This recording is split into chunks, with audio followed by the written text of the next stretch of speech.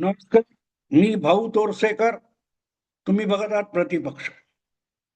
मित्रांनो, अनेकांना चिंता जगभर, आपल्याकडेच असं नाही, जगभरच्या सगळ्या लोकांना चिंता भेडसावते की या पश्चिम आशियामध्ये इस्रायल, अमेरिका आणि इराण यांच्यात जे युद्ध सुरू झालंय ते कधी थांबणार, कधी संपणार, त्याचा परिणाम काय होणार.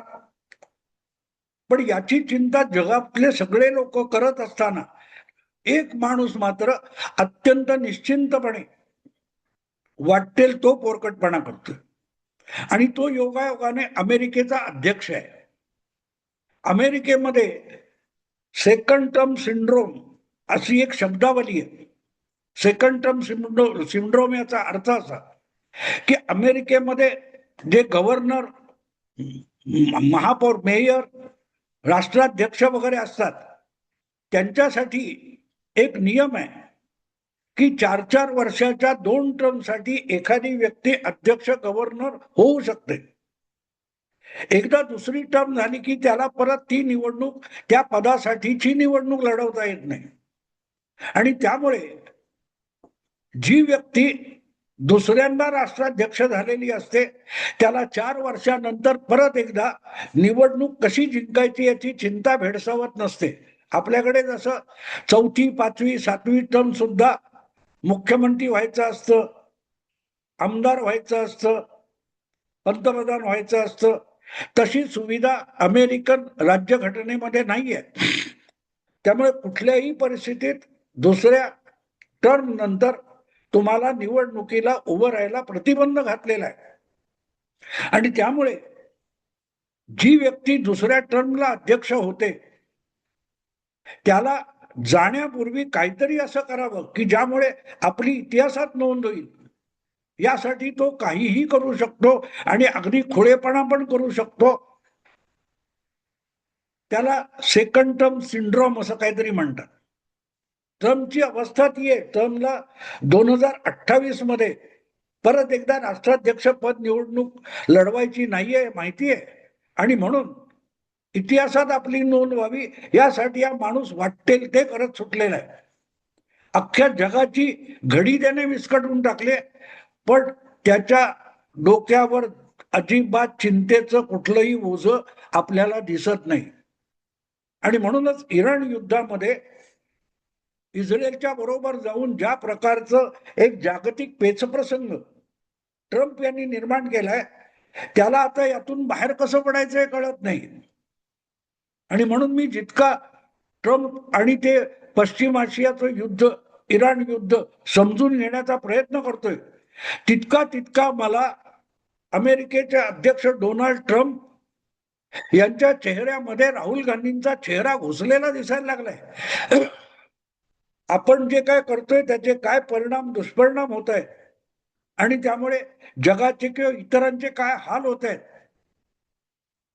त्याची काडी मात्र खेद वा खंत नसलेली व्यक्ती म्हणजे राहुल गांधी.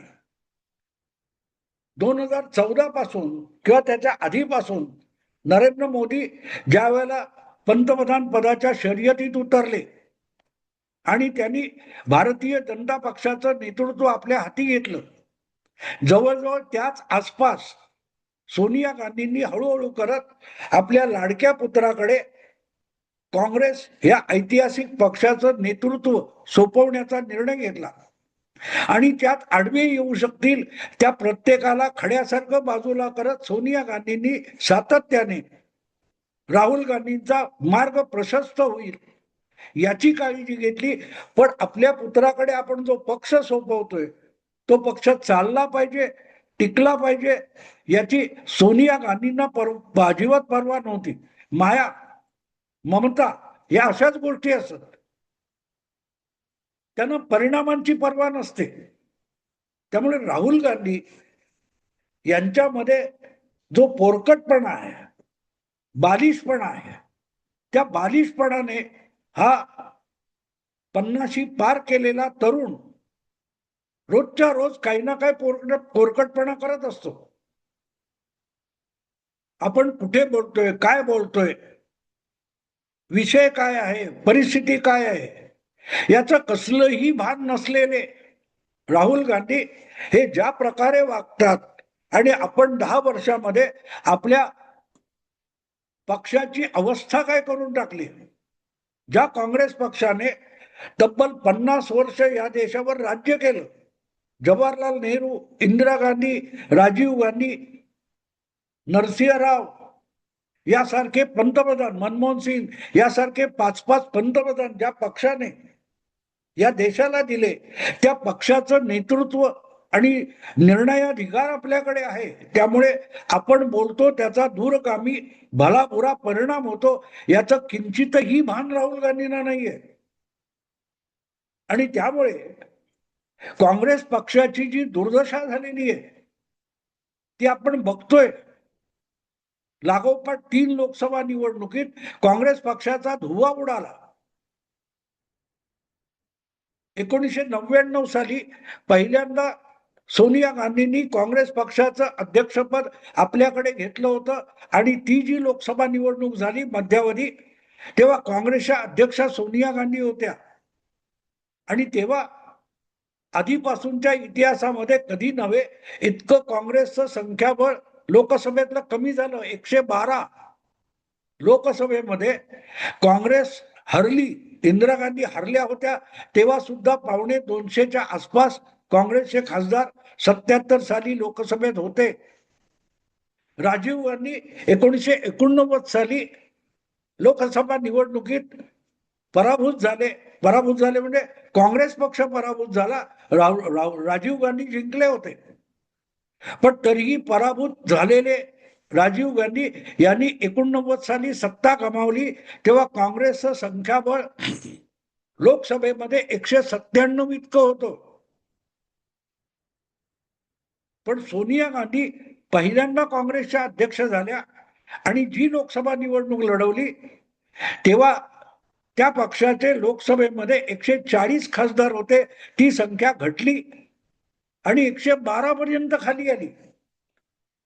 पण आईचा पुत्र काँग्रेसचा अध्यक्ष झाला आणि आईलाही अभिमान वाटावा यासाठी त्याने काँग्रेसची अधिक दुर्दशा करून दाखवली. सोनिया गांधींनी भले 112 जागा मिळवल्या होत्या, पण 146 आणि 206 पर्यंत लोकसभेतली खासदार संख्या सोनिया गांधी घेऊन गेल्या होत्या. राहुल गांधींनी 2014 मध्ये ते संख्याबळ हे 44 पर्यंत खाली आणून दाखवलं, जेणेकरून आई म्हणजे सोनिया गांधी या राहुल गांधीपेक्षा यशस्वी काँग्रेस अध्यक्ष होत्या असं म्हणावं लागेल. ही पाळी राहुल गांधींनी आणली, पण राहुल गांधीला त्याची पर्वा नव्हती. आपण पक्षाचा सत्यानाश करून टाकलाय. एकेका राज्यात काँग्रेस कशी नामशेष होईल. लोकसभेत काँग्रेसचा बट्ट्याबोळ झालेलाच होता, पण राहुल गांधींनी वेगवेगळ्या राज्यांच्या निवडणुकीमध्ये पक्षाचं नेतृत्व आणि पक्षाचं प्रचार आपल्याकडे घेऊन काँग्रेस पक्ष राज्यातून पुरता नामशेष करून टाकण्यासाठी जे काय प्रयास केलेले आहेत, कष्ट उपसलेले, त्याचं कौतुक करावं लागेल. अगदी अलीकडे तुम्हाला आठवत असेल, हरियाणा असेल, महाराष्ट्र असेल, दिल्ली असेल किंवा बिहार असेल, या प्रत्येक ठिकाणी राहुल गांधींनी आपला पक्ष आणि आपले मित्र पक्ष या सगळ्यांचा बट्ट्याबोळ करून दाखवला. आता ते सध्या आसामच्या मोहिमेवर आहेत. आसाममध्ये कसा काँग्रेस हा खऱ्या अर्थाने संघर्ष करून सत्ता मिळवू शकणारा पक्ष आहे, सत्ताधाऱ्यांना आव्हान असलेला 2 नंबरचा पक्ष आहे. तो आसाम विधानसभेमध्ये 2 नंबरवरून 3 नंबरवर घेऊन जाण्यासाठी राहुल गांधी कष्ट करत आहेत. आणि या प्रकारे जगाच्या पाठीवर दुसरा नेता शोधून सापडणार नाही. आणि कदाचित म्हणून मला असं वाटतं की आपली स्पर्धा जागतिक पातळीवर करायला गेलं तर ती राहुल गांधींची आहे असा काहीसा भ्रम अमेरिकेचे अध्यक्ष डोनाल्ड ट्रम्प यांना झालेला आहे. आणि डोनाल्ड ट्रम्प आणि राहुल गांधी यांच्यातला बंधुभाव लपून राहिलेला नाही. तुम्हाला आठवत असेल तर साधारण 11 महिन्यापूर्वी जेव्हा पहलगामच्या घटनेनंतर ऑपरेशन सिंदूर ही पाकिस्तान विरोधी कारवाई भारत सरकारने केली, भारतीय सेनेने केली, तेव्हा राहुल गांधी हे पाकिस्तान जिंकतोय कसा आणि भारत हरतोय कसा याबद्दल बोलत होते. पाकिस्तान इतका दुबळा आणि कमजोर झाला होता की त्यांनी अक्षरशः गयावया केल्या ट्रम्पकडे की भारताला युद्ध थांबवायला सांगा. पण ट्रम्पने असलं काही केलं नाही आणि मोदींनी ऐकलं नाही. पण राहुल गांधी तेव्हापासून आजपर्यंत नरेंद्र सरेंडर ही शब्दावली घेऊन बागडत असतात. आणि अगदी आसामच्या निवडणुकीत सुद्धा त्यांनी नरेंद्र सरेंडर, ट्रम्प बोला जंप मारो, मोदी जंप मारेंगे. म्हणजे इतका खुळेपणा ट्रम्पच्या आसामच्या निवडणुकीमध्ये ट्रम्पवर बोलून काँग्रेस पक्षाला मतं कशी मिळणार याचं उत्तर कोणीही देऊ शकत नाही, कुठचाही विश्लेषक देऊ शकत नाही. मी ज्या बातम्या बघत असतो त्यामध्ये ज्यांच्याकडे आपण काँग्रेसचे चमचे म्हणून बघत असतो, जी माणसं, जे पत्रकार काँग्रेसची जमेल तितकी तितकी बेआबरू झाकायचा प्रयत्न करत असतात, राहुल गांधी ती अब्रू आणखीन उघडी करून दाखवतात आणि जो काय घोळ निर्माण करतात त्यातून बाहेर कसं पडायचं हे राहुल गांधींच्या सोबत असलेल्या लोकांना कळत नाही. आणि नेमकी ती अवस्था ट्रम्पनी अमेरिकेची करून ठेवली आहे आणि अमेरिकेच्या मित्र देशांची करून ठेवलेली आहे. तुम्हाला आठवतं 4-5 महिन्यापूर्वी जेव्हा बिहारच्या निवडणुका चालू होत्या तेव्हा राहुल गांधींनी बिहारच्या निवडणुकीमध्ये झेप घेतली आणि आपला मित्र पक्ष असलेला राष्ट्रीय जनता दल या पक्षाचा बोऱ्या कसा वाजवायचा याचा परफेक्ट प्लॅन बनून राहुल गांधी बिहारला गेलेले होते. वास्तविक काँग्रेस सोबत असेल तर आपण एनडीएला हरवू शकतो असं गणित आणि समीकरण लालू आणि त्यांच्या मुलाने आखलेलं होतं. पण आपण तर बुडायचंच. पण तेजस्वी यादव आणि त्याच्या राष्ट्रीय जनता पक्षालाही बुडवल्याशिवाय राहायचं नाही अशी खुणगाठ बांधून राहुल गांधी बिहारमध्ये गेलेले होते. आणि मग त्यांनी तिथे वोट चोरी आणि काय काय काय काय सुरू केलं. ज्या मतदार याद्यांचं दुरुस्ती चालू होती, सुधारणा चालू होती, त्यामध्ये अकारण मतदारांची नावं कापली जात आहेत. ही आवई उठून राहुल गांधी यांनी रॅली सुरू केली वोट चोरी विरुद्ध. शेवटी त्यामध्ये फरफट त्या तेजस्वीला जायला लागलं आणि ऐन निवडणुकीच्या वेळेला मतदाराकडे जाण्यापेक्षा राहुल गांधीकडे गेलेल्या तेजस्वी यादव यांच्याही पक्षाचा बोऱ्या वाजला.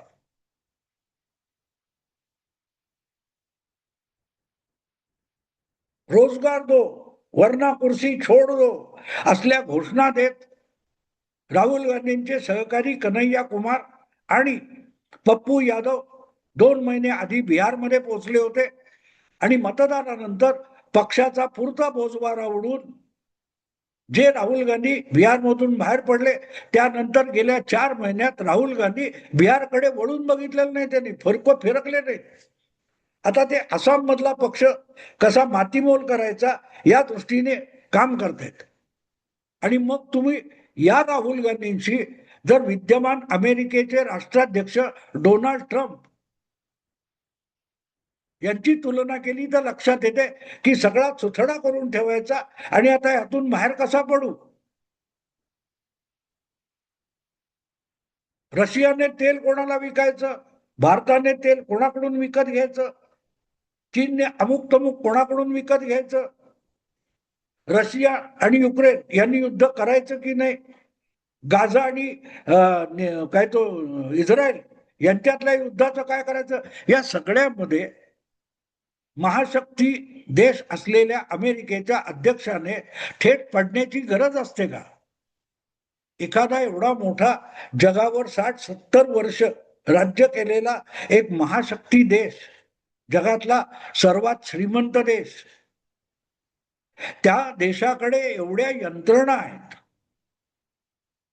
राजशिष्टाचार, मुरब्बीपणा, डिप्लोमॅटिक, सेना, गुप्तचर विभाग, अवकाश, या सगळ्या बाबतीत अमेरिका इतकी पुढारलेली आहे की त्यामध्ये बारीक सारीक गोष्टींमध्ये अध्यक्षाने लक्ष घालण्याची गरज नसते.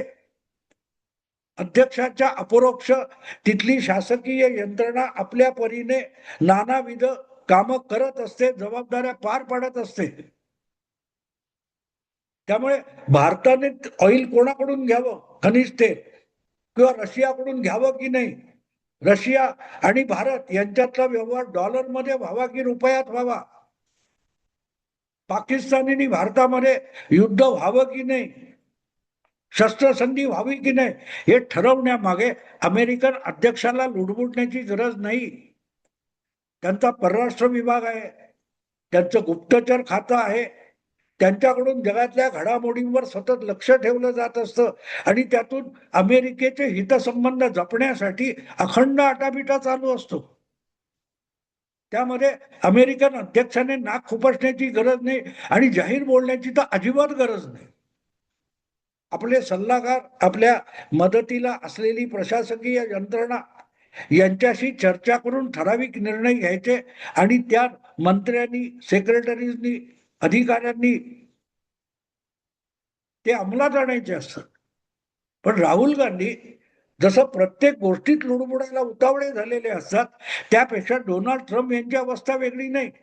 आणि म्हणूनच भारत पाकिस्तान युद्ध असो, रशिया युक्रेन युद्ध असो, गाझा आणि इस्रायल यांच्यातलं भांडण असो, किंवा मध्य आशियामधल्या अरब आणि इराण यांच्यातले वाद असोत, त्यामध्ये रोजच्या रोज नाक खुपसण्याची ट्रम्पला गरज नव्हती. रोज उठायचं, रोज काहीतरी बोलायचं, आपण मीडियात झळकलो पाहिजे. हे जे राहुल गांधींचं व्यसन आहे, नेमकं तोच व्हायरस ट्रम्प यांना बाधलेला आहे. आणि त्यामुळे 2 दिवसात, 4 तासात इराणला धडा शिकू, इराणला परत डोकं वर काढता येणार नाही. इराणच्या शेकडो पिढ्या अमेरिकेने शिकवलेला धडा लक्षात ठेवतील, अशा वल्गना ट्रम्प करत होते. वास्तविक तिथे इराणमध्ये जो सत्ता पालट व्हायचा होता किंवा करायला पाहिजे, ही तुमची इच्छा तिथली जनता पूर्ण करायला निघालेली होती. इराण मधला 80% समाज आणि लोकसंख्या ही तिथल्या धार्मिक हुकुमशाहीच्या विरोधात रस्त्यावर उतरलेली होती. ट्रम्प यांनी तिथे नाक खुपसलं नसतं तर कदाचित एव्हाना इराणमध्ये सत्ता पालट होऊन गेला असता. अमेरिकेत बसलेला इराणच्या पूर्वाश्रमीच्या शहाचा मुलगा त्यासाठी चिथावण्यात येत होता आणि त्याला इराणमध्ये प्रतिसाद सुद्धा मिळत होता. हजारोच्या संख्येने तिथल्या धर्मगुरूंच्या विरोधात आणि धार्मिक सत्तेच्या विरोधात लोक रस्त्यावर उतरलेले होते. ते लोक क्रांती करून इराणची सत्ता पालट करू शकले असते, पण ट्रम्प तिथे जाऊन पोहोचले. आणि जसं राहुल गांधींनी बिहारमध्ये तेजस्वीचा बोऱ्या वाजवला, तसंच ट्रम्प हे इराणच्या युद्धात हस्तक्षेप करायला गेले आणि त्यांनी इराणच्या धार्मिक सत्तेच्या विरोधात उभा ठाकलेल्या आंदोलनाचा बोजवारा उडवून टाकला. आणि आता ट्रम्पला कळत नाही की यातून बाहेर पडायचं तर कसं पडायचं. जसं काँग्रेस पक्षामध्ये नको तितक्या समस्या आणि अडचणी राहुल गांधी निर्माण करतात आणि मग त्यातून बाहेर कसं पडावं हे त्यांना कळत नाही. पण आत्मविश्वास राहुल गांधी असोत किंवा ट्रम्प असोत, दोघांमध्ये सारखाच आहे. आईन्स्टाईनचं एक कुठेतरी वाक्य वाचलेलं आठवतं की शहाणे लोक कायम गोंधळलेले असतात आणि मूर्खांमध्ये कमालीचा आत्मविश्वास असतो. राहुल गांधींचा आत्मविश्वास आणि ट्रम्प यांचा आत्मविश्वास हे आईन्स्टाईनचं ते वचन खरं ठरवतात.